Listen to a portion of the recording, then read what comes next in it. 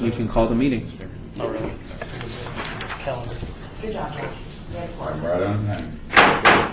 I'd like to call the meeting to order for the meeting of the Historic Preservation Commission for October 24th, 2018. Items listed on the agenda may be taken out of the order presented. Two or more agenda items for consideration may be combined, and any item on the agenda may be removed or related discussion may be delayed at any time. Backup materials for this agenda may be obtained. Can I stop him from talking? You can. You have the gavel. Okay. You can let him know he's out of order. Obtained from the city clerk. The city clerk's office is located there. So I called it to order. I was supposed to do what he was telling me to do. Are we in compliance with the open meeting law? Yes, we are. Okay, so if I would have listened, I would have gotten that done. If you have an actual copy of Robert's Rules, yes, they're empty for backing. Okay, great. Do I now do number 3? Okay, would you call the roll, please? Chair White, Here. Vice Chair Sodal, Here. Commissioner Clank, excuse, Commissioner Bellis, excuse, Commissioner McMillan Arnold, Here. Commissioner Lamine, Levine? Yes, here. Commissioner Beck Does sound like that. is excused, Commissioner Hotchkiss excused, Commissioner Surface excused. Oh, is he here? Is it? He's walking in. Commissioner Cosgrove, Here. Commissioner Laramie, Here. Commissioner Howell. Here. We have a quorum. Thank you. Public comment during this portion of the agenda may be limited to matters on the agenda for action. If you wish to be heard, please come to the microphone and give your name for the record. The amount of discussion, as well as the amount of time any single speaker is allowed, may be limited. The public is also welcome to make any comment as each item is being heard by the board. Anyone have anything to say at this time? Thank you. So the minutes of the last meeting, I'd like to have action on the minutes, please. I move to approve the minutes as presented. Second. Thank you so very much. It has been moved and properly second that we accept the minutes as presented. All in favor? Thank you so very much. Abstain. Anybody I abstaining? wasn't here. So he's abstaining, okay.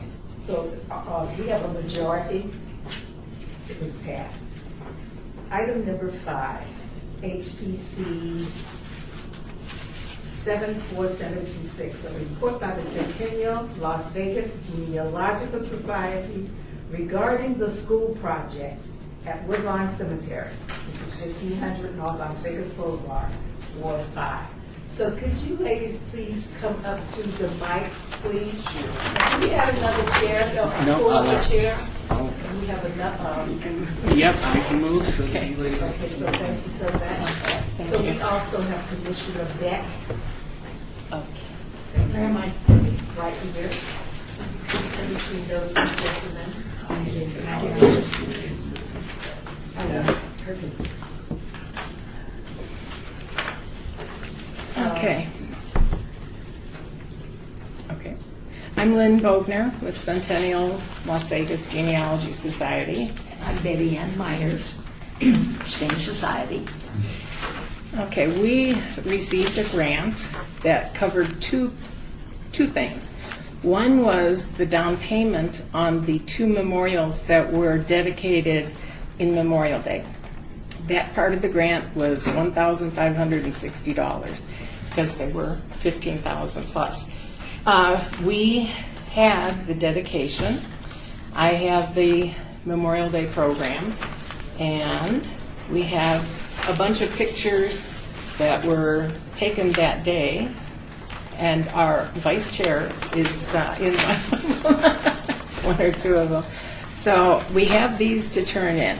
The other portion was to be used for the Nevada African American Genealogy Society, and we co-sponsored.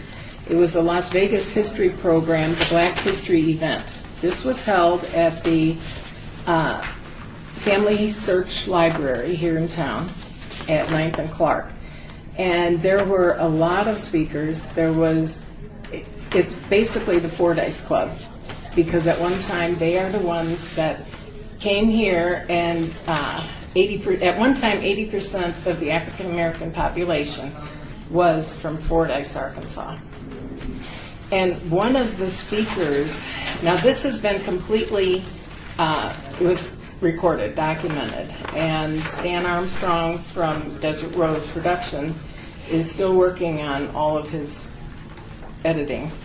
But they talked about the early residents and what buildings were there, what is still there.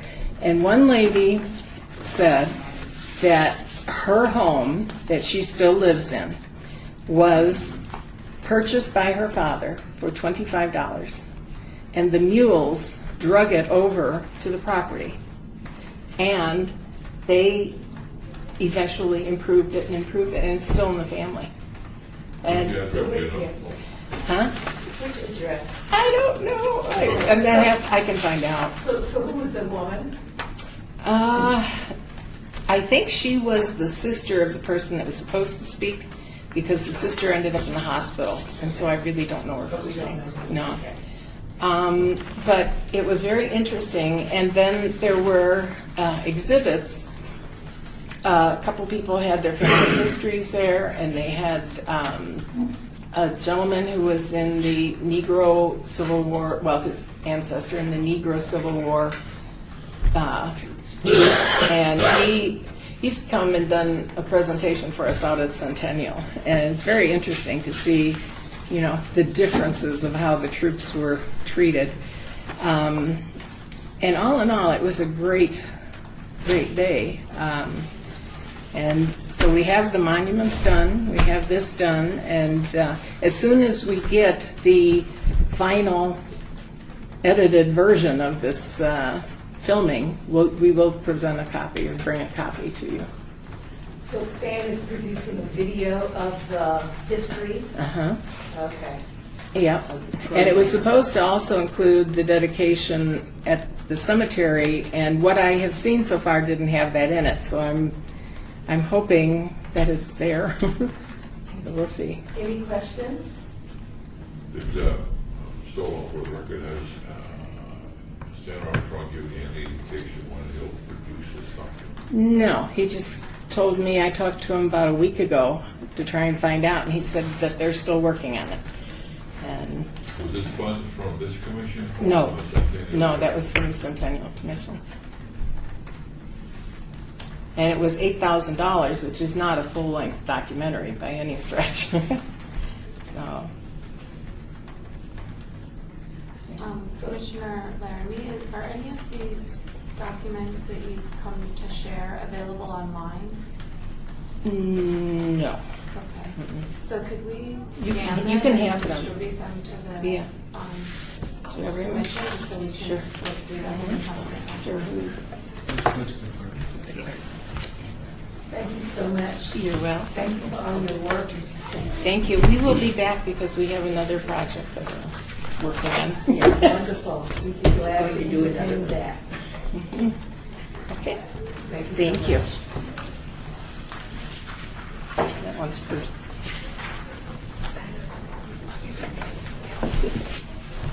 So agenda item number 6 is HPC 74727, discussion of possible action regarding the Historic Preservation Office position and funding.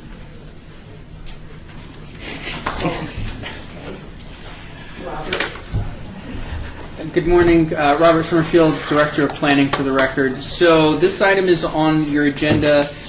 This past Monday, I presented to the Centennial Commission on a funding request. As hopefully most of you know, I think I've discussed this in a previous meeting, the way funding for the HPO activities has occurred in the past is that the staff member that's been assigned the HPO duties codes that on their time card, and the city has been reimbursed by the Centennial Commission because a portion of the Centennial funds are for administration of historic and Centennial Commission activities. So a portion of what used to be Courtney Mooney's salary, then was Paul Bankston's salary, was covered in a reimbursement type fashion. So essentially, the city's person in finance who manages the Centennial Funds would basically do, I think, once a quarter or once every 6 months or something like that. They would pool the time that was allocated towards those historic activities or Centennial-related activities, and then they do a charge to the Centennial Fund. In doing a review of those records, we determined that for the HPO responsibility, we averaged about $46,000 a year that the Centennial Commission was paying towards the salary of the HPO responsibility. So, as this commission knows, Courtney left. We were very lucky that we had Paul on staff in a capacity that we felt that we could, because he had the credentials to serve as the Historic Preservation Officer, that he could take on that additional responsibility within the scope of his work assignment and continue to satisfy our need for a Historic Preservation Officer. Unfortunately, when Paul left, we did not have anyone else on staff other than Michael Howe, who is currently serving in our HPO, that meets all the criteria or the appropriate criteria for serving as HPO. This has never been a position that we've recruited directly for in the past. We've just been exceedingly lucky that when Courtney was hired, she was hired as the Urban Design Coordinator, and she had the credentials to be Historic Preservation Officer. Again, Paul was hired as a Senior Planner, and then later as a Senior Management Analyst, who took on those responsibilities because of his experience and education.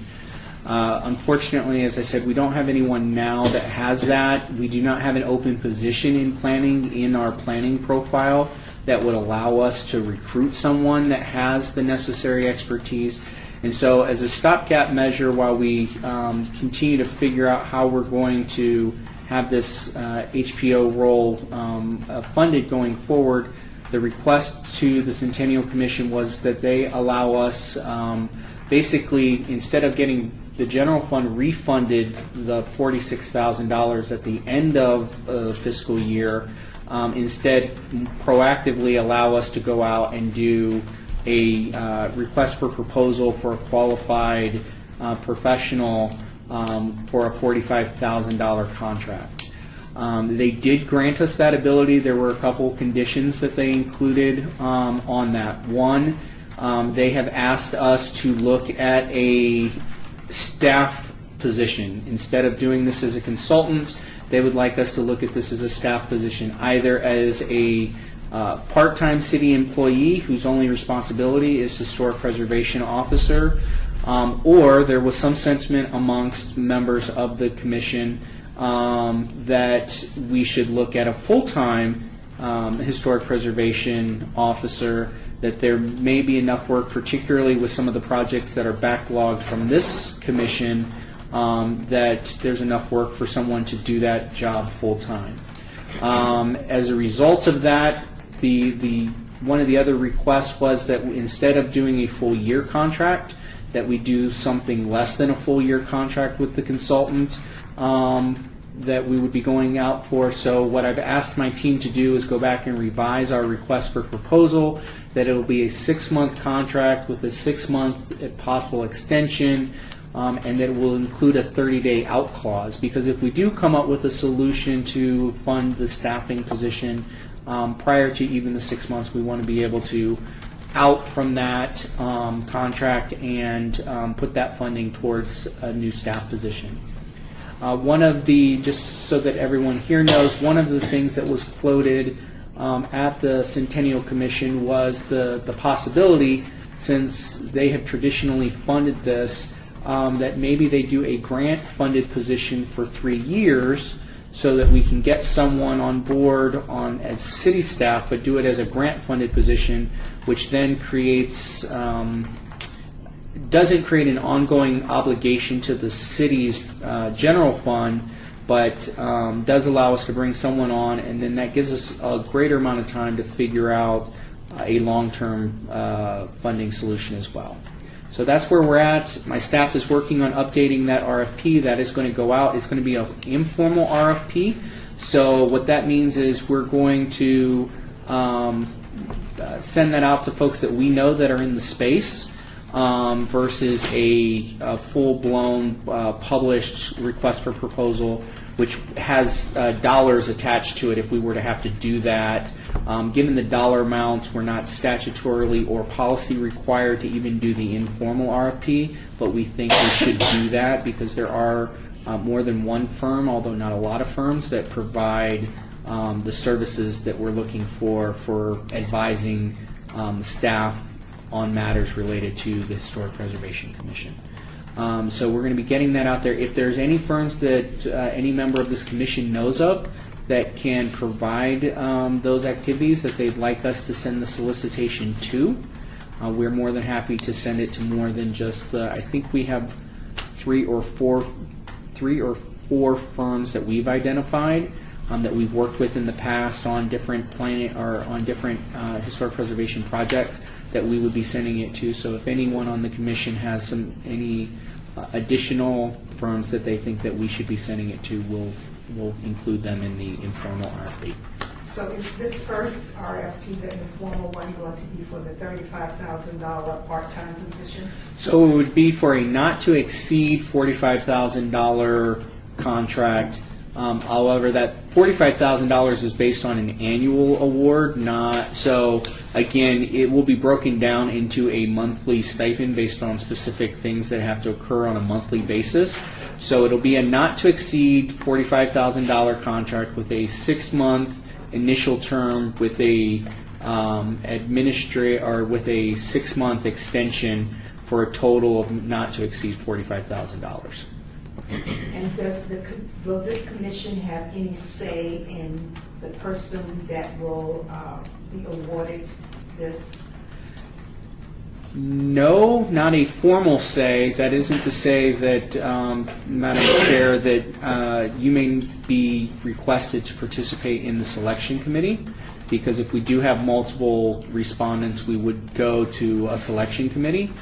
So there will be an avenue for, at the very least, the chair to designate someone from the commission to sit with staff on that selection committee.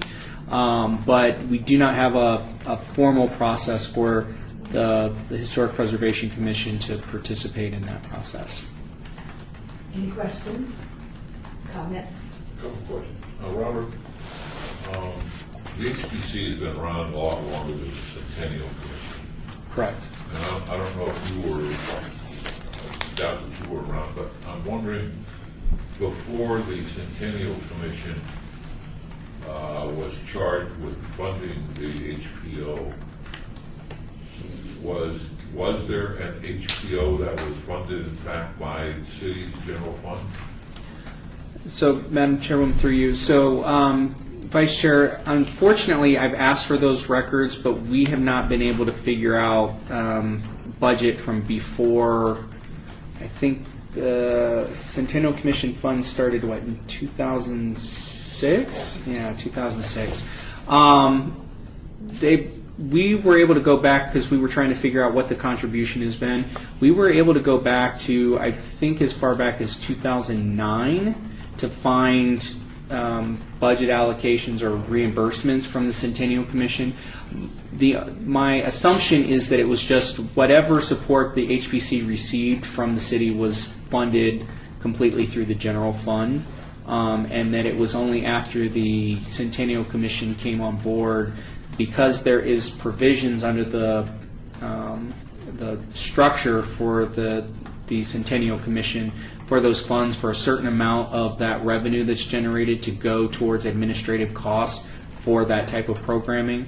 And so, basically, Esther Ranke, who oversees the Centennial Commission work, and then the HPO are the two functions that are paid in part out of that that administrative fund.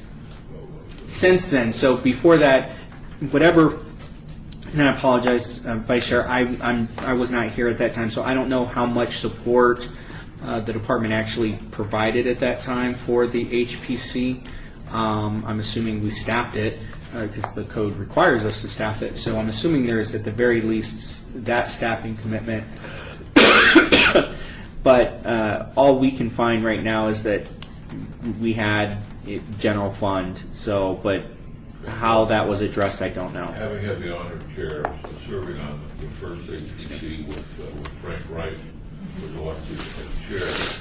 There was staff there. There was also city clerk was there taking minutes. So I suspect that the efficiency of the clerk's office should provide us with some of those records back when it was first started. Where I'm going with this is, I would personally, I would, as a member of this commission, fully support 3 years of the Centennial Commission funding a full-time position. There's a lot of work to be done. You know, we talked about how far we're backed up on very, very important projects. The hesitation I would have, but would bury that hesitation, is that I would prefer that the city see this position as a historic preservation officer important enough that it's funded by the general fund. And I got a sense from the commission, the mayor, and from the councilman that at least at the meeting on Monday, that they would be supportive of finding you some opportunity to fill that position. So that was really my question, whether or not there, the city, in fact, we had records that the general fund supported the HBO officer, but go. So we can take a look at the minutes. So we did a budget records check, not a clerk's minutes check, to see if they had any budget discussions in those early years. So that can be something that we can follow up on with the clerk's office to find out if there's, from the minutes in those early going years, if there's a discussion about how any of the HPC activities are funded, including the staff support. The last thing is this is a discussion for possible action regarding the historic preservation officer position and funding. And I think that this commission should support the funding of a full-time historic preservation officer. The question is how we fund that. And so I'd like to make a motion that this board pass a resolution supporting the planning department's efforts to hire a full-time historic preservation officer, either through general fund or through the Centennial Commission. I second that motion. So we have a motion that's been properly second. All in favor? Aye. Anybody opposed? It carries unanimously. Am I okay to ask a question regarding this? It wouldn't change the vote. Yes. Just out of curiosity. Robert, you said that you'd identified that the position was, the expenditure for the position was $45,000. I was wondering how many hours is that when you're talking about part-time, are you talking for? Madam Chair, through you. So, Commissioner, I'll be very honest with you. I had my analyst who did that budget tracking give me a number so that I could make the request, or what would be the appropriate request of the Centennial Commission. I would have to go back and take a look at the data she pulled to figure out what that number was. The reality is it's probably based on just anecdotally my having been Courtney's supervisor and Paul's supervisor on this issue. That is probably somewhere in the range of a 0.5 FTE to a 0.75 FTE.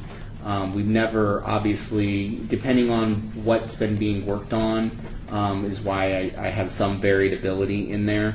It's never been a full-time responsibility of anyone who's held that position, but there has been, like when it's Historic Preservation Month, that, like, I believe that's May, right? So the build up to Eldorado and those things, that is always consumed much more time at the HPO than, say, November, December, when we actually vacate a meeting and there's not as much workload.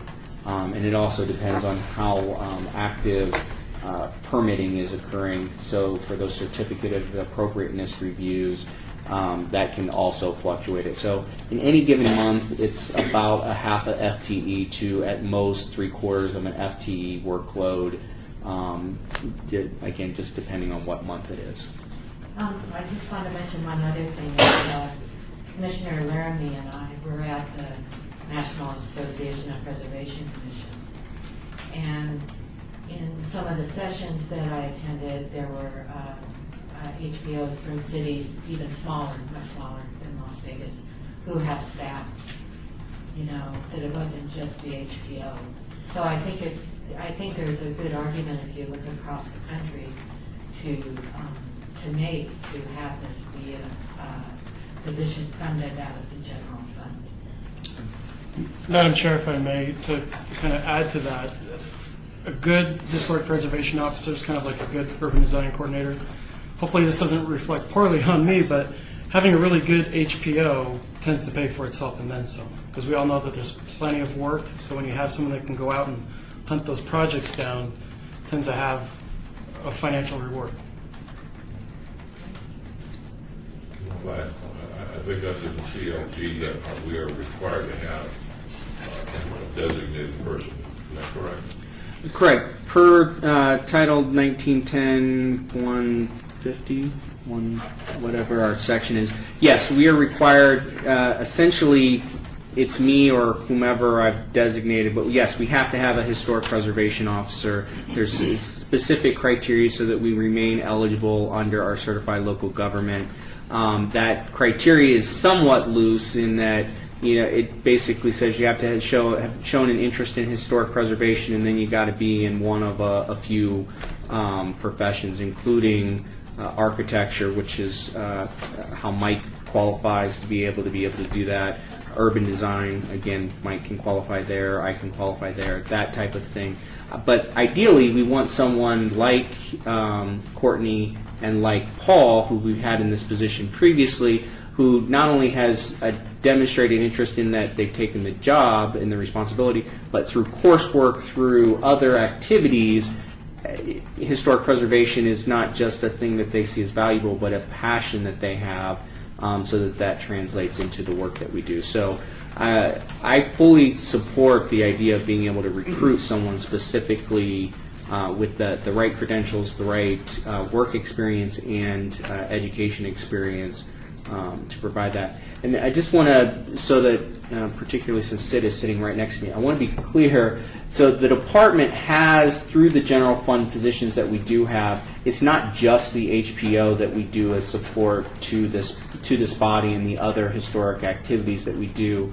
In our long-range division and in our support staff, we do have many other people than just the HPO who participate in supporting this. They're just the public face of that support, which is why that position has been partially funded through Centennial funds in the past, over the past several years. So. One last thought for the record, if we can make sure that a copy of this resolution gets to the Centennial Commission. Mm-hmm. Yeah, we'll make sure it's copied. I have to report back to them in January, so I will make sure that I submit it to them as a part of my presentation on the January meeting. Until this is all resolved, Mike still remains as temporary, right? Correct. And so to be clear, the way this works is because the consultant that we hire, the consulting firm, they provide advisory services. So technically, the HPO is still going to be Mike or myself, with them providing that more detailed historic ability to advise us on certificate of appropriatenesses and other things that require more the expertise of a historic preservation officer. Technically, we can't assign that responsibility to someone outside the city, so that's why it'll be historic, I can't remember the exact word, but they're providing historic advisory services is what the contract will actually be for, not a contracted HPO, if that makes sense. You know, it's a sense to this board that we actually prefer to have a full-time HBO city staff, however it's funded by general fund. Yeah. And that's what we do. Yeah. Commissioner Laramie, I just wanted to add that something you could potentially talk about in making these recommendations to council and pursuing this funding is that, you know, because we are such a young city, we have a lot more aging into, you know, historical significance now. And so I think the need, you could make an argument that the need for a full-time staff member is perhaps more important now than it was 10 or 15 years ago. And that That's a good point. could help your, you know, arguments for funding moving forward. No, that's an excellent point.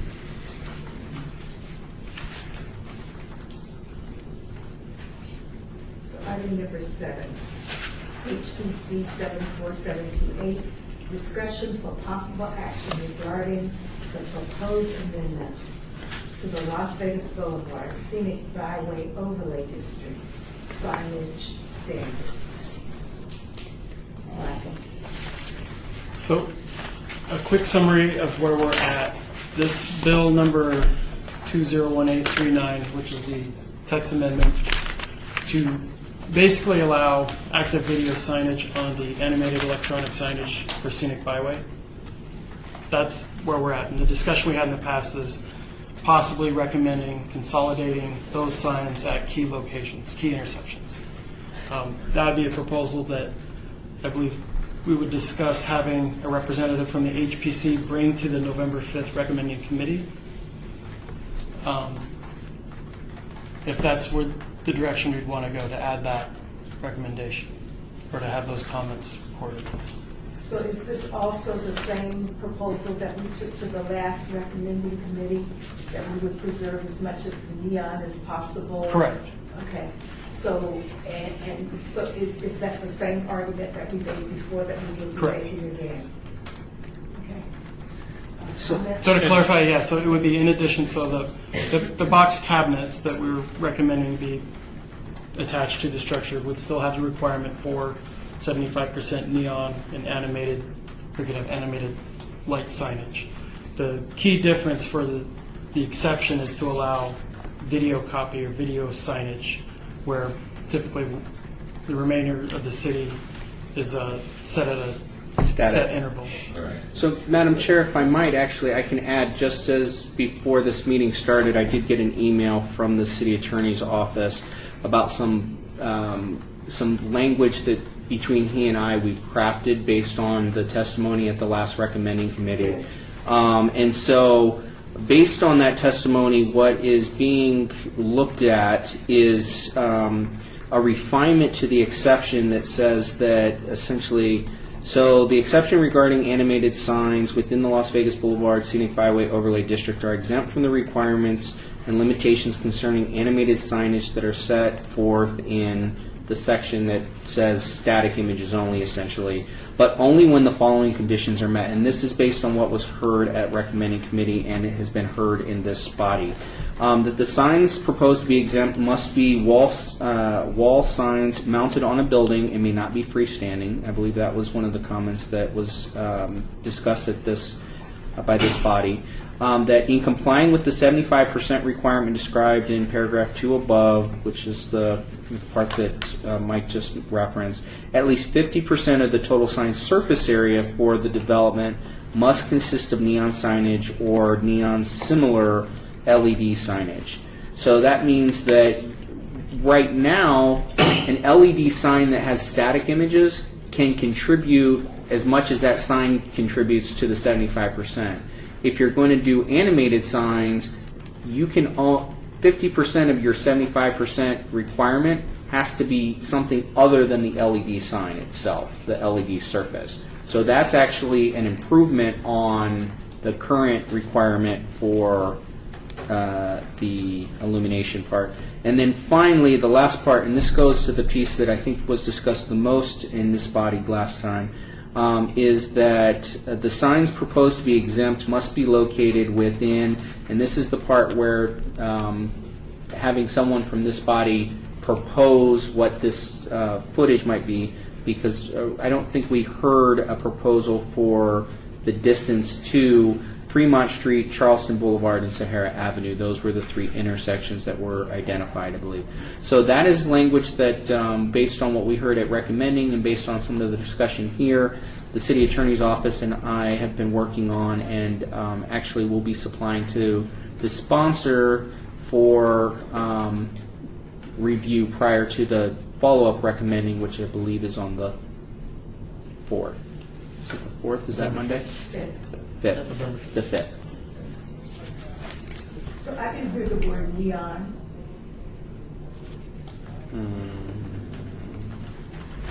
But we had neon and neon similar. Okay, so So, red. yeah, so in complying with the 75% requirement described in paragraph 2 above, which is the part that says you have to be animated, and that animation can include neon and a couple different things. At least, so the additional condition would be at least 50% of total sign surface area for the development must consist of neon signage or neon similar LED signage. So the faux neon that the new LED is doing. Commissioner Laramie, I just want to jump in quickly and disclose that I have been working on this from an advocacy standpoint with my employer, but I don't think that there's a conflict of interest, so I'm still going to participate in the discussion, but I want to put that on the record. So any comments now about this? All right. So I was going north on Las Vegas Boulevard from Sahara and coming to the Stratosphere, and there is already a massive, as big as that wall, animated neon, animated LED screen going, playing movies right now. And that's, how did that come to be? Sorry, what building is Just that? Stratosphere. So we have the downtown design review.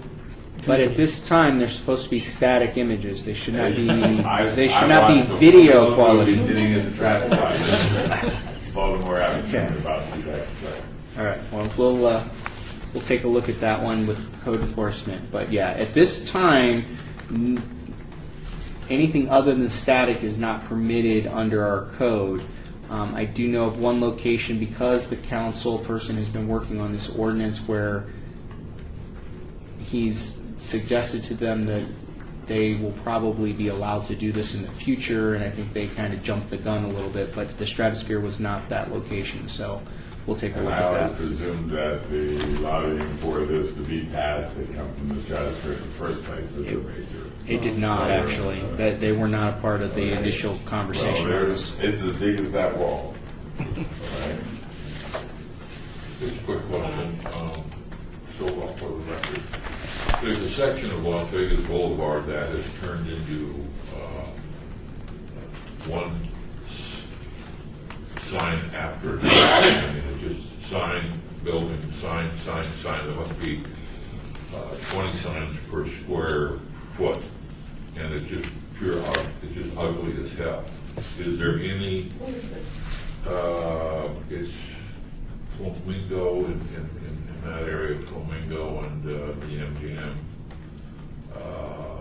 It just, and every square footage has something on it.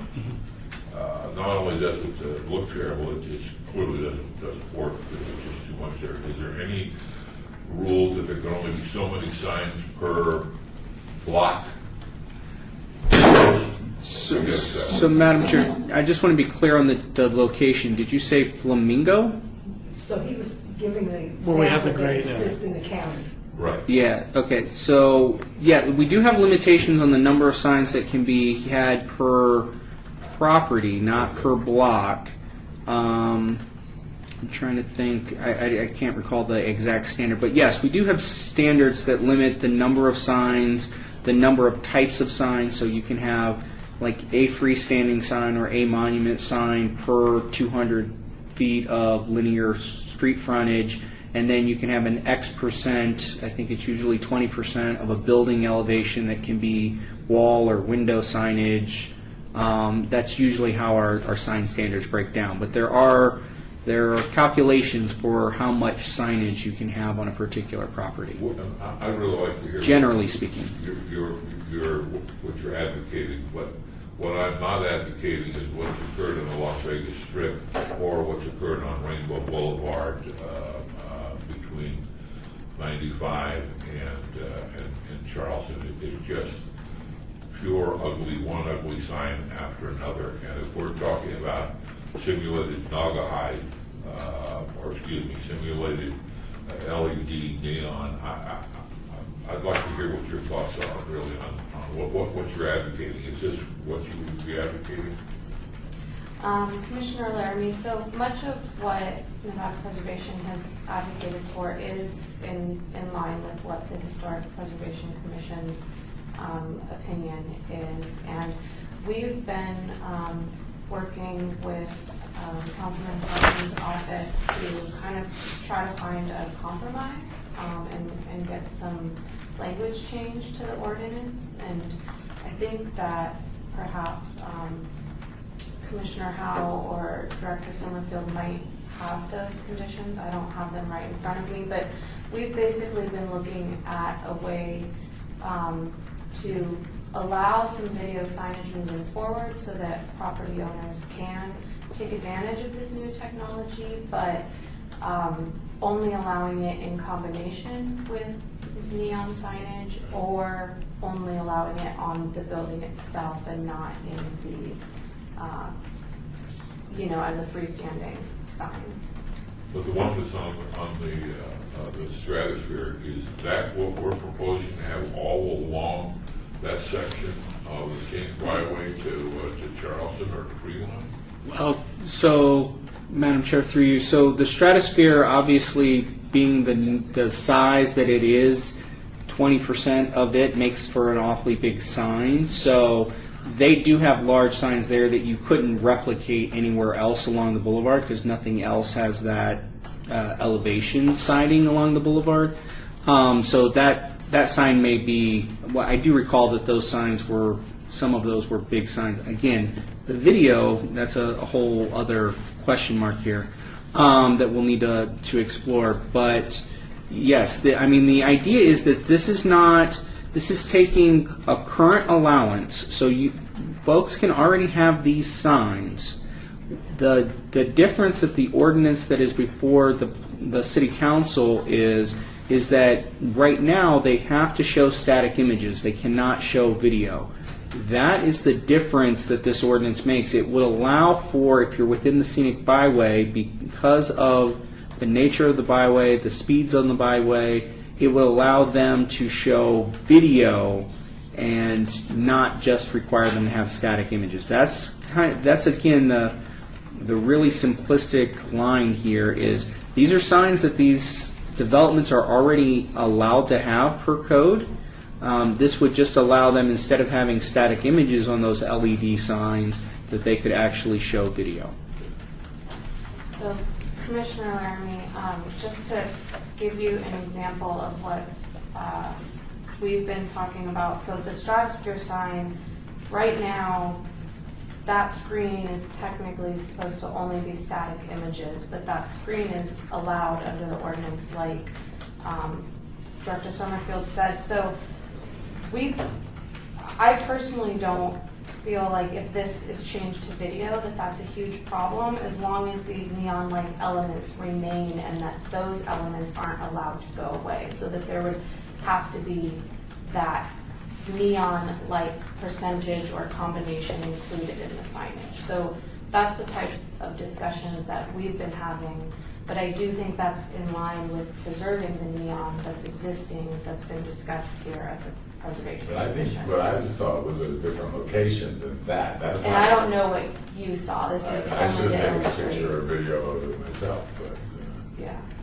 But no, we're asking to add that kind of display is only at Sahara, Charleston, and Fremont.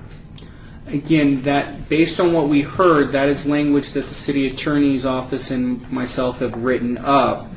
That is not currently in the bill. I do want to be clear that that is, if that is the direction that the sponsor and the recommending committee want to go, to incorporate language like that, we've drawn up language based on what we heard that we believe will qualify as a First Amendment to that bill. But that is not in the bill at this time, so I do want to be very clear on that. That is why, as Commissioner Howe indicated, it is important, if that is still a part of this body's interest, that, like you did previously, Madam Chair, that someone from the body attend and continue to advocate for those changes to the bill. But those are, again, that's a summary of what we thought we heard at recommending and what I've heard in this body in the previous meeting, and so that language is ready for the recommending committee or the sponsor to include as a first amendment to the current bill. So for the record, Robert, is there any rule, regulation, guidance on what can be on the sign, whether they're animated or not? At one point, the city banned putting prices of motels up, what the rooms cost. Yeah, so I think there's an understanding of certain things don't go on signs, but other than things that have been prohibited, like advertising cigarettes, alcohol, and obscene images, no, we do not regulate content on our sign. We regulate time, place, and manner. So the size of the sign, where the sign can go, the times of day that the sign can be lit versus not lit, or bright versus not bright, or in this case, animated, meaning video, or static that changes every 6 seconds. Those are the components that we can regulate. We cannot regulate content. On agenda item number 7, there's number 1. It says, the second paragraph, there currently no protection in place for the existing neon signs. It says the city relies on the requirement of the signage at any particular site consists of at least 75 neon animation and provides some visual improvement funding to encourage retention of it. What's provide visual improvement funding? So, Madam Chairwoman, through you, so the city, through our Economic and Urban Development Department, or EUD, has what we call a visual improvement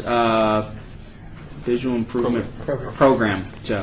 So the visual improvement program allows for, say you own a building and you want to do some exterior work, including update your signage, put an awning over your portion of a sidewalk, that kind of thing. So they will match up to a certain dollar amount, and I think the dollar amount is 75.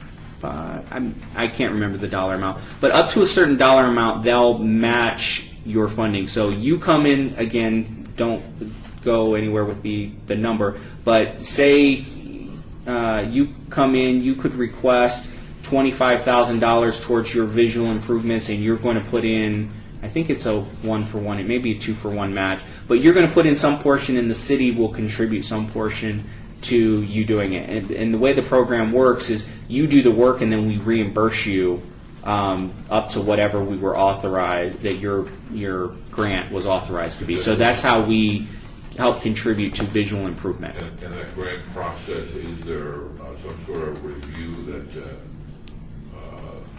I'll make this up, but they want to put palm tree signage in, and we only want oak trees? I mean, is there any sort of filter that you use to say, that's improvement? Or we just go with what? So there isn't an aesthetic review per se. What there is if it's in the if it qualifies for DDRC, then that gets design review. Okay. Additionally, these funds are allocated by the city council, and so there may be, I can remember at least one time where there was a project that came in for these funds where a member of the council scrutinized some aspect of the improvements that they were proposing, but that was really a one-off. But if they qualify under downtown design review, then yes, there is the review, but that's the review of the signage, not review of whether or not the grant is appropriate or not. But they have to do that aesthetic review as a part of their permitting process. So do we need now to update what we were recommending at the recommending committee, or are we going with what we've already stated? So, yeah, that's up to you. Yeah. What Robert read to you is a proposed new draft based on comments from the original recommending committee. I suppose they could accept those, not accept those, have them for discussion, and then accept them on the 5th. Right. So it probably makes sense to retain your existing position. Now, if there seems to be support for what Robert just read, I think that's getting very close, actually, to what you suggested. So It is very at the close. hearing, that may shift from a, here are the 3 things we want to, okay, we like the 3 things that have been shown on the new draft. Please, we would support those. So I don't think much is changing about where you are. All that's changed now is that they are moving closer to drafting something that is in line with what you recommend. Jim, who's our representative? Is that you? The chair. Okay. So, after hearing what's being proposed, tell me your desire. Well, I'm very pleased to hear it's this far along and and reflects what we discussed. Okay. So since you made that comment, you were feeling what? Well, I don't know that the closeness to the 3 intersections rule is going to be accomplish anything. I mean, it's there and it's there and it's there, but why not in between? As long as all the other rules are being followed. I don't know that I so much support the 3 intersection rule now. I don't know. Doesn't seem to be. And I really, I mean, the scope of the sign of what I saw in video and whatever while I was at the traffic light, there's a comment that yes, it was video playing. Maybe it was just a test run that they were testing and then went back to static, and when you go there right now, it's going to be static until it's loud. I don't know. It was for that moment in time, there was a video playing, and it was huge, and that's all that the comment was, really. But at that moment in time, it was, video playing. And it didn't seem out of character or out of scope or out of context to the massiveness of the entire Stratosphere project property. So it was huge, but it wasn't out of proportion. So. Commissioner Laramie, I apologize, but Robert, would you mind reading that again? I'm better with print stuff, So I do just we want to hear have it that again. somehow? So it is a working document, so it is still in draft. In fact, hopefully the city attorney doesn't go back to the city attorney's office and get me in trouble for sharing maybe preemptively. I read it to you all as a kind of, I wanted to make sure that you knew that you were heard at recommending it, that you were heard in this body, and that you knew that we were actually and while working Robert's on it. looking for it, Madam Chair, that's why I suggested we may want to just stick with the comments that you already discussed and recommended, because Robert's correct. This may or may not actually end up in the draft that recommending committee considers. It's where they are right now, and unless you're going to say that your position's changed, which I'll let you decide to do that. But So did you want me to reread what the working draft is, or? Well, I have a specific question. So in the draft that you have put together, in this draft, does it include the video signage as part of that 75% illumination requirement? Based on the way this new paragraph or subparagraph that has been introduced, it would allow a sign that is going to be video to contribute up to no more than 25%. So whereas right now a sign that doesn't show video could actually qualify as the entire 75% of the sign, this would allow that to no longer be that potential proportion. So you can have that sign and that's whatever, but then 50% has to be neon or neon-like. So that's the way it reads. So that's the intent right now. So it does actually bolster more neon, kind of in keeping with the whole, the Stratosphere has a big sign, but then it has these huge neon components of the box or the whatever around it, kind of thing. So it actually bolsters it. So if you want video, you're going to need more neon to compensate for now that video or that screen can only count for up to 25%, where before it could have contributed anywhere from 25 to the full 75%. So knowing that, I'm supportive of Yes. what was read to us. Any other comments? Other than just, I think I would support what we've done, but would also allow our representative there to have some flexibility to support this, what we just heard. I don't know whether that would require an additional resolution. So I don't think so, because as I recall, the original motion, it was for presenting suggestions. One of those suggestions was preserving neon. So to the extent that there are parts of this that do that, I think the chair probably has the flexibility to go ahead and say that accomplishes what we wanted, so we're supportive. So I think you would just need a motion then to, well, let's see, it'd probably be a motion to make the same recommendations to the recommending committee. Okay. So moved. Second. It has been moved and properly seconded that we are going to adhere to the recommendations that we've already presented. We're going to also represent those again at the next recommending committee. All in favor? Aye. Any opposed? Okay, great. So I have to go and find my desk.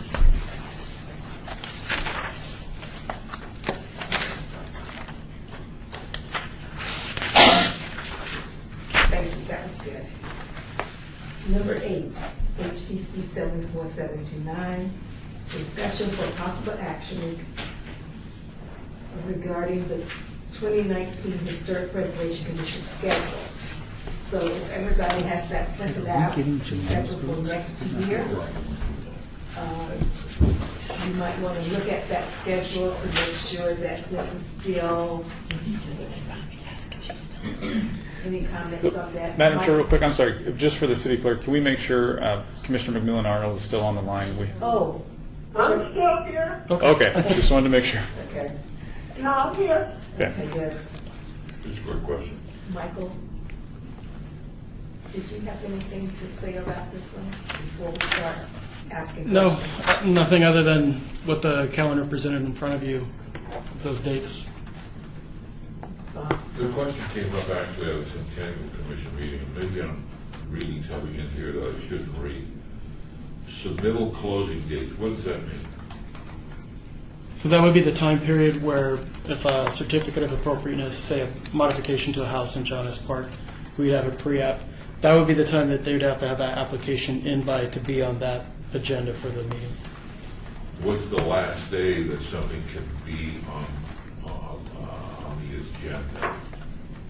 In other words, for the January 23rd meeting, how far in advance of that when does the agenda become final, or the last day can become final? 3 days? So that's two. Madam Chair. So that's two questions that you asked. The last day for them to submit an application is December 27th. Gotcha. The date that we finalize the agenda, though, is some date after that, but before publication, which is 10 days prior to the January 23rd date, or 7. What's the publication date on these ones? We post generally a week before the meeting. Okay, so the 7 days. So Unless there's holidays and then there's. right. So for administrative purposes, the last day someone else can supply an application that would come before this board would be that December 27th date. But staff has up until we close the agenda, which is usually a few days before the publication posting deadline, in order to add a thing if we needed to. So something like this was added probably just before we closed the agenda for publication purposes, whereas if you had had a certificate of appropriateness, that would have been due approximately a month before the meeting date. I'm not making this one too complicated, but let's Yeah. assume that Jack wanted something on the agenda, and he would call the chair, or he would call our HPO and say, I'd like this item on the agenda. How much time before the January 23rd meeting, or anything but the January 23rd meeting, a week, 10 days, 2 weeks? Is there some sort of formal process? So ideally, he would let us know by the December 27th date. That allows us to make any research that we need to do, gather any backup material.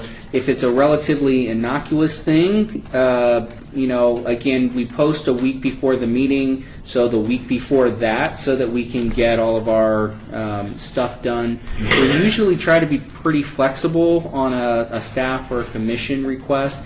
It really is dependent on how much work we have. If all we have to do is create the summary page, that first page of your agenda, that can be done relatively quickly. If we needed to complete a report because there's background material that needs to be gathered and everything else, then ideally that would be by that closing date that's on your schedule. I'd like to make a motion to approve the schedule. Do we have to do that? Okay. Yes. Second. So as we move to properly second, that we want to accept the dates offered for our meetings for the coming year. All agree? Aye. Aye. Any opposed? It carries. Jamila? I said aye. Oh, okay, so it's unanimous. Thank you so much. Thanks, Jamila. You're welcome. Okay. So item number 9, HPC 74730, report of Department of Planning regarding project updateness, project maps, and the local, state, and national register. Michael? Michael Howe for the record. Real quickly, there's 4 key projects that are coming up on the November 13th Planning Commission. I'd like to go through in a quick review. Some of them we've visited before, starting with the Project 1, PRJ 72235. That's the variance and special use permit related to the off-premise billboard, or off-premise sign at the historic West Side School. I believe in the past we've had some of the rendering showing where it was changing the surround from I think was reflective of the school to now a fleur-de-lis, more reflective of Moulin Rouge. Staff recommends denial based on the variance. However, it being in proximity to the I-15 North, it's a 90-foot sign. So I guess there's 2 ways of looking at it. The impact to the structures minimized at a local level since it's 90 feet. Then there's the benefit that with the surround, it does make an awareness from the freeway of historic West Side. So, and the sign will be used as a PSA? Correct. So these are the parquet. Well, Partly. partly. Yeah. So Yeah. to be very, again, transparent, these are signs that the city works with a third party. It used to be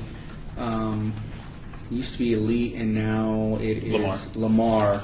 So for a portion of the revenue and the ability to program the sign, we get a certain number of messages as the city on all of the signs. So it's not an individual sign basis. I believe it's all of the signs. And then the rest of the sign messaging is done by the advertiser. So if I have an adult bookstore, I could advertise on one of those if I paid the money, or any other business I could advertise. Technically true, Yeah. but because it is a private entity doing that advertising, I believe they have their own corporate policies about what they will advertise and will not advertise on their off-premise signs that they have.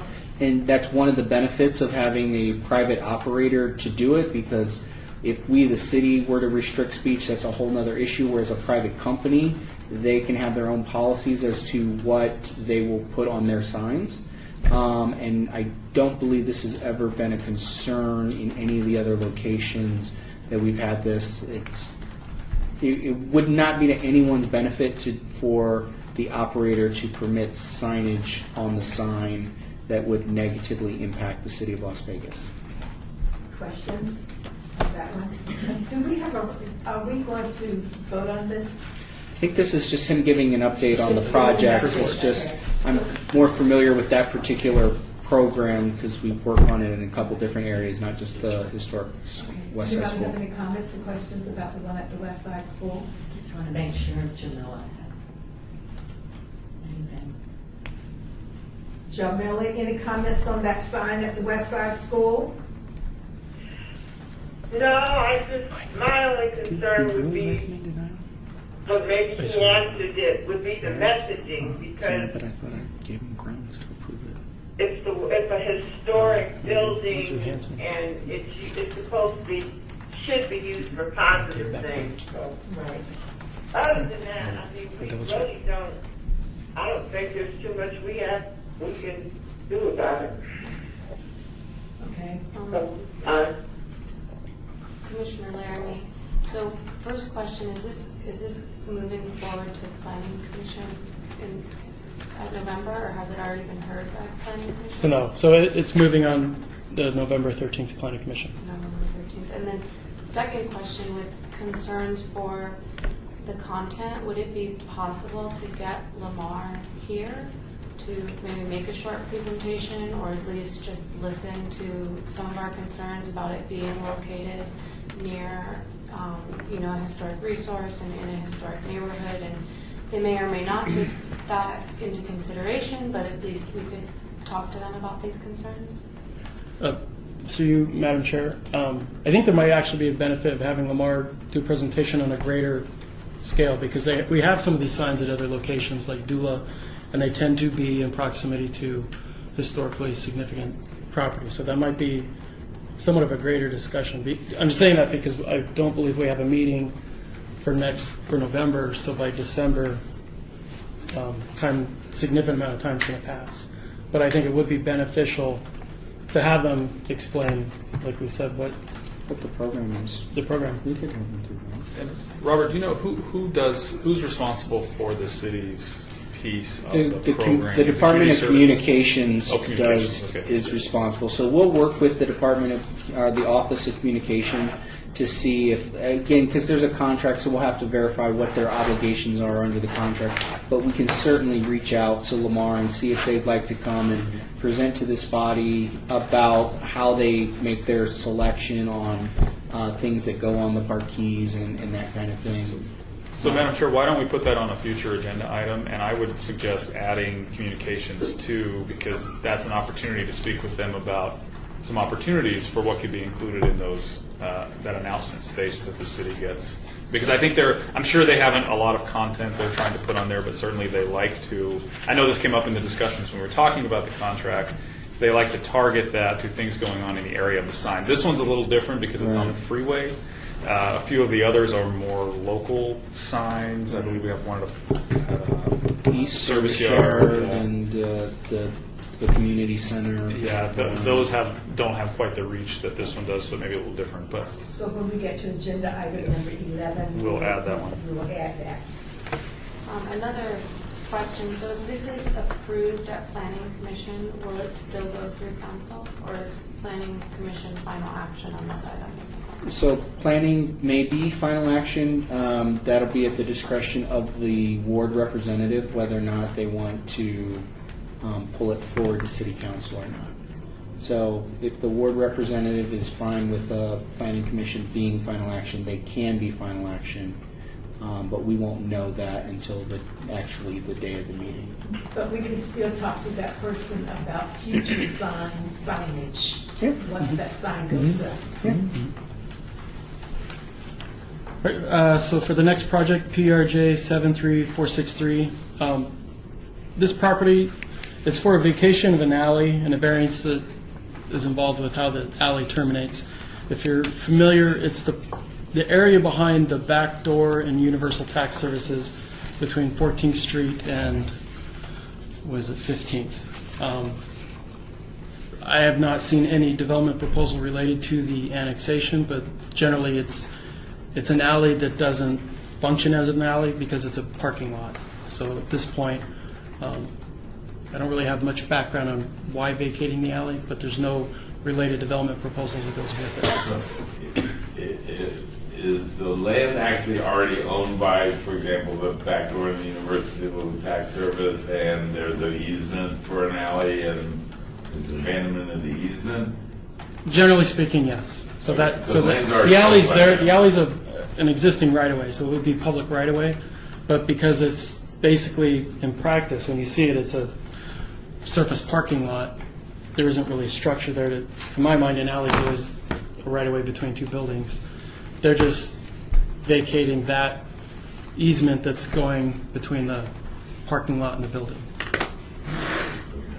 So, yeah, without knowing really the developer's intent or the property owner's intent, Is the city responsible for maintaining that 20-foot, as a public right-of-way, we would be, yes. but it doesn't have, you can't drive into it from the ends, it's just accessible from the parking lots of the buildings, correct? Correct. I mean, it's already blocked off kind of at the end. Right, and so that's, on one hand, I mean, You know, it's, an alley. yeah. I mean, right. It's hard, yeah, if you look for the alley, it's not, it's the parking lot. But there's an easement that's there that they're looking to vacate. all right, and the owner requested that. Yes. And then, again, for us, our recommendation's denial based on, because there's a variance for how that alley terminates, they're looking at just stubbing it instead of having the appropriate cul-de-sac. Again, what's there in practice, I think, once we see development plans, I think it'll start making more sense. But at this point, it's just a parking lot that has an easement that I believe they're going through preparation stages of clearing that out. So, yeah, I don't know if the full impact. So why does it have any significance to HBC? So in this case, it's because this entitlement proposal is basically 2 blocks over from the Huntridge Theater. On the other side of Charleston? Correct. But it's So within the abundance of caution. notification area of Yeah. a historic property. Okay. That's why, So that's it's why it's on your report. Low hanging. All right. I did. And then item 3, PRJ 74200. This, I believe we discussed at the last meeting, again at 1141 South Las Vegas Boulevard, where the adult bookstore and Park Paseo will be redeveloped. That structure will come down, and they're proposing a small 2,900 square foot drive-through facility. Staff's recommending denial based on the design, the aspect that it's set back, it's a drive-through on the scenic byway. It's in proximity, close proximity to John S. Park. It's pretty much, I mean, it's not bad, it's not beautiful. It's a drive-through off Las Vegas Boulevard. We'd prefer to see outdoor dining, more Sorry. pedestrian. I said that out loud. I apologize. And then lastly, PRJ 74351. Again, this kind of falls under the vacated alley level. This is for a variance requesting for a 42-foot front yard setback where 50 feet is required for a proposed addition to a house that's within a neighborhood that backs the Las Vegas Springs Preserve. Again, staff's recommendations denial based on the variance, but regarding the impact to the Springs Preserve, it's negligible since you can't technically see the property from the Springs Preserve. One item I did want to bring up is, I know we've had some of the past updates that have kind of sat, but we've been working with the Ward 6 office on kind of going through a feasibility study of getting the hay barn portion of the Floyd Lamb Park occupied as a general occupancy, general events center. At this point, we're just kind of going through what would it take, what's the limit of current use where operations and maintenance use the hay barn as kind of a equipment facility storage with the desire to ultimately have a event space. So between some of the staff that we have available in architectural services, we're trying to navigate what's the quickest way to get this structure suitably renovated, meeting SHPO standards, and to this level that we can utilize the hay barn more than what it's being used at now. That's ongoing. I continue to give updates on where that develops. Commissioner Lanning, I have a question on that project. So I had talked to Ward 6 about that project a bit, and they had stated that they acquired, I believe, Northwind as a preservation consultant. Is that still the case, or did they not move forward with that contract? Correct. So Northwind is the lead consultant to get the project through SHPO for review, but not to do the design, basically to make sure we had some volunteer services from some architectural companies and contractors that the nicest way to put it in the nicest way, their donated services would not meet the level of standards that we would expect for a full historic preservation. So that's where North Winds kind of came in to break the news to them to meet this standard. There's a higher level, and that's where we started looking at internally. We have staff that have done this. We just have to figure out, considering the amount of bandwidth they have, everybody's busy, but we do think that there's a navigable path to get the facility renovated in a timely and an affordable way, but still meet the standard. Just because the understanding that everyone has to have is SHPO does have reviewing authority.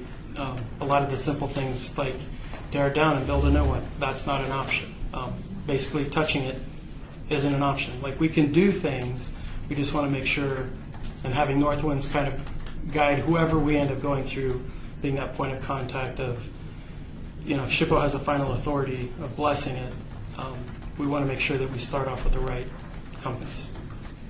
So I'm just glad to hear that they're still involved. Yeah. Couple of questions on page 2, just to really update the Moulin Rouge. There's no longer any fencing there. The top item. Even it's just an open area now. From the street? Yeah, can you imagine the fencing that disappeared? Well, it's there. Now, the other thing is the holes that we saved. Right. So I did drive by, was it yesterday? So fencing was down and the columns with the glass mosaic are piled up, and I know that was a concern of Paul's. So that's something that... What can we do to preserve those mosaic poles? I know we talked about that they were going to be not messed with, but now they're sort of sitting there. Is there anything we can do about that? So unfortunately, and this is where our sub-attorney is going to have to jump in after hearing me talk. Unfortunately, we don't own. It's a historic asset, so we could do what we did, which was say, as a part of the demolition of the site, you can't disturb the columns and they must be retained. However, we do not have authority to remove them, even for their own safety at this point. So that continues to be a problem with trying to protect those columns. I do want to follow up about the fence because securing that lot is one of the big issues there, because we routinely have homeless encampments that try to pop up, especially now that it's a huge, expansive clean, because we took all the asbestos at a sizable expense to the city out of that site. So we'll follow up with the fencing. Maybe that will help continue to protect, to some degree, the columns. But unfortunately, as of now, we as a city do not have recourse for protecting the columns, even on site. Let me push back just a little bit. We found a way to protect and remove the neon sign. Is there not a way that we can get with a bankruptcy judge, and I'm sure we could just arbitrarily, the city just go grab the Moulin Rouge neon sign. We must have gone to the bankruptcy judge and asked for permission or something. But those columns are the last remaining beyond the neon sign, the last piece of business that somebody could touch that represents the Moulin Rouge. Can we not ask the bankruptcy judge for permission? We could see. I do know that the situation with the sign was a little more convoluted than what you just described, and bordered some lines. So we can definitely reach out to the receiver and see if they would allow us, and then we just have to figure out funding to remove them, to pay for that removal, and then where would they go, and what would be the plan for them after we remove them? Do they sit in the West Service Yard for the next decade? Do we expect them to go into some museum or what? So we'd need to have a plan for them if we were permitted to remove them. But we'll do some Yeah. reaching out to the receiver. Okay. The Reed Whipple, is there any update on that within the state of the funding of the project to resubmit the nomination? If there was some action that the city has taken to fund the downtown UNLV project. So, Madam Chair, through you, I think I heard two things. One was the historic designation, and one was whether or not UNLV was going to take over the building. The Downtown Design Center made a proposal Right. that was basically turned down by the Centennial Commission, but it was our understanding that the city was going to pick up that fee. And within that proposal was a funding to resubmit update the nomination and resubmit. Okay, so that's another one we're going to have to follow back up on, because the last I heard was that the Centennial Commission denied the funding and that may not be going forward. So I'll need to follow up and find out if there was a fallback position that the city was going to fund something out of one of our other projects. All right, the two important parts for me are on page 1, the last two, the motor court survey and the Las Vegas High School nominations. We thought they were going to be taken care of in the latter part of this year, which is getting really latter. I understand with Paul gone and but those are two really important projects. Assuming you're able to find somebody with the $45,000, is this something that's, give us a guess when these two projects would be next move forward? Yes, so Madam Chair, through you, so again, as you've indicated, unfortunately with the staffing changes, that's resulted in these being pushed. So I can commit to you that would be, we would make that the priority for the consultants to move those items, to assist city planning staff to move those items forward and get those out the door so that we can get those projects underway. Again, we are doing, we're using purchasing and contracts at the city, which for any of you that are working government know that procurement process is can take a little bit of time. So I don't know how quickly we're going to get that contract executed. And we, as I said, we still have to put it out for the informal RFP process, which we're hoping to turn around in relatively short order. But we're probably at least the first of the year before we have a body in place on that. And I think that may be even optimistic. But that's the goal that we're shooting for, is to have somebody by January, after the New Year holiday, to have a contract in place and have someone starting to work with us on that. Robert, I understand. We all understand that. Right. But these two things were approved by this group the better part of a year ago. And there's got to be a way that, given all the hoops you've got to jump through, 2 years from the time we approve funding for something and it gets done, I'm uncomfortable with that. I don't know. Is there no way we could move around that? This is Centennial money that was given to us. Right. So Madam Chair, through you, so what I can do is, we don't have a meeting next month.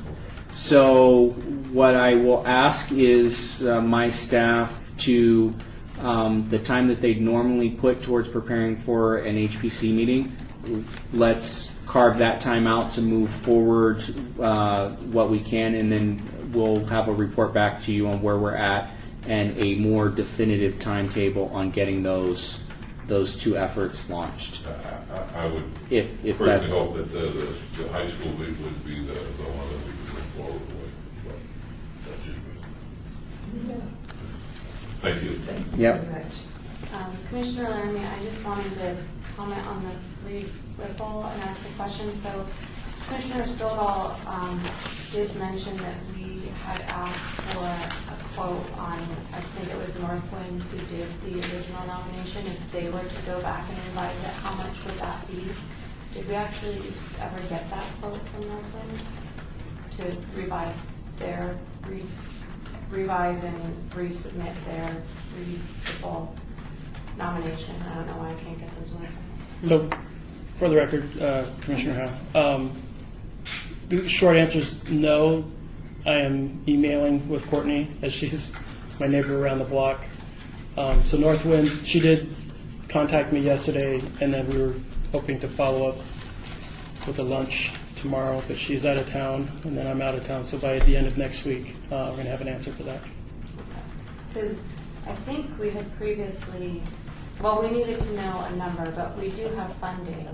And if the UNLV project isn't going to move forward, or even if they need to reduce their ask, we could certainly fund the nomination and they could delete that out of the project that they're proposing. So I think both options should still be explored. And if one is feasible right now, we could move forward with that at a later meeting.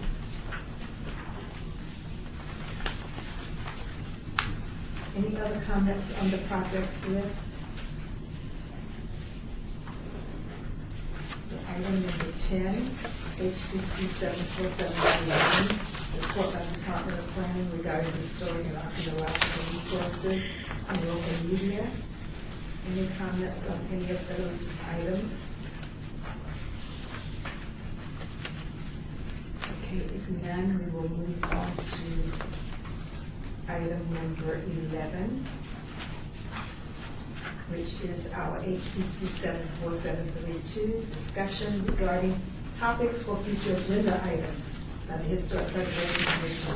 Comments made during this portion of the agenda by individual commission members shall refer solely to proposals for future agenda items, and any discussion shall be limited to whether or not any such proposed items is or within the purview of the commission, and or whether such proposed items shall be placed on a future agenda. No discussion regarding the substance of such proposed topics shall occur, and no action shall be taken regarding the proposal.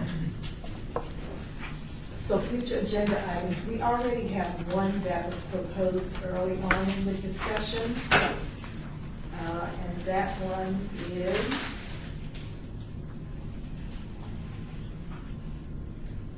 I don't see it in my notes. Does anybody remember what that was? Commissioner Laramie, that was to invite Lamar, the signage group, to come give us a presentation on their content and learn from us a bit about the historic context of where this new sign is going. Any other items for the agenda? I'd like to ask Derek Stevens to come to one of our meetings in the near future, just to talk about what he's doing, what his plans are, and what we can do as a Historic Preservation Commission to make sure that there's signage or something there to identify the historic importance of those buildings that have been torn down and placed. Any other items? Commissioner Laramie, at a previous meeting, we had discussed tentative approval of for Paul to explore CLG funding to do a historic West Side nomination revisit and see if the neighborhood would qualify under different criteria other than architecture. I don't know where the CLG process is, but if we could get an update on whether we can still submit for that CLG funding or if we've missed the CLG grant, and maybe what some of our options are if it's still open for actually applying for that and meeting that deadline so that we don't miss that again.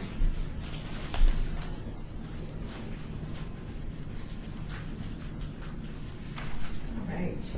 Any other items?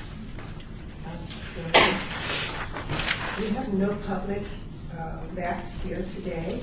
Item number 12, citizen participation. Public comment during this portion of the agenda must be limited to matters within the jurisdiction of the commission.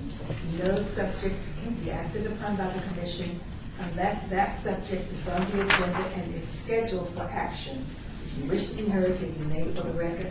The amount of discussion on any single subject as well as the amount of time any single speaker is allowed may be limited.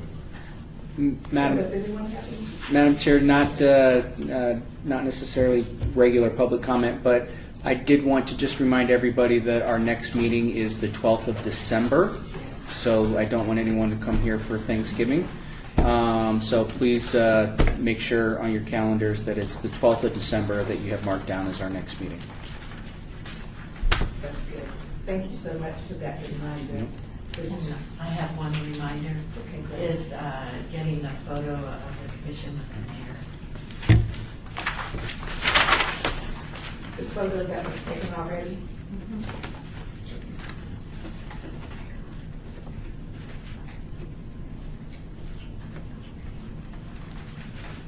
Okay. So, are we done? Thank you so much. The meeting is adjourned. Thank you. Thank you, Commissioner. Thank you.